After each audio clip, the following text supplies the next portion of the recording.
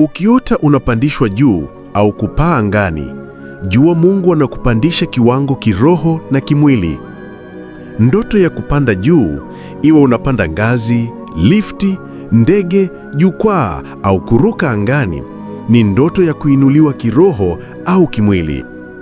Ni ndoto yenye alama ya ukuu, ufanisi, utukufu na hatua mpya.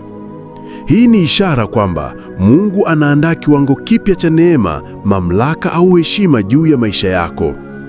Lakini pia, Shetani huiga ndoto hizi na kumvuta mtu juu kwa nguvu zisizo za kimungu. Mfano, kuota unapaa bila kuelewa unaelekea wapi, au kupaa kisha kuanguka. Hiyo ni ishara ya kudanganywa na roho za juu, au kuinuliwa na watu kisha kuachwa vibaya. Kwa hiyo, ni muhimu kuangalia hisia zako ulizopata kwenye ndoto. Je, ulikuwa na hofu au furaha? Je, ulijua unapelekwa na nani? Je, ulikuwa na udhibiti au ulivutwa bila kujua?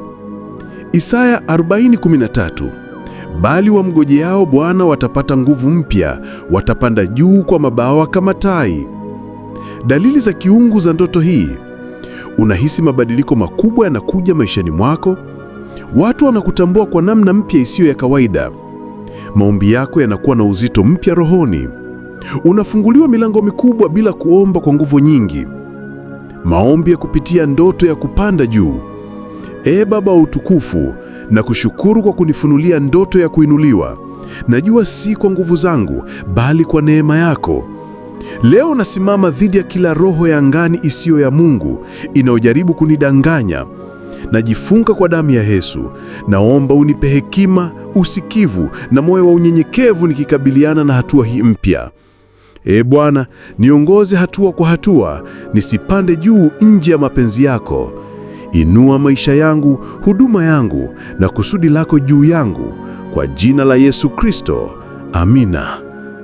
Kama kuna ndoto inakusumbua au unahitaji ushauri na maombi, namba yangu ya WhatsApp ipo kwenye bio.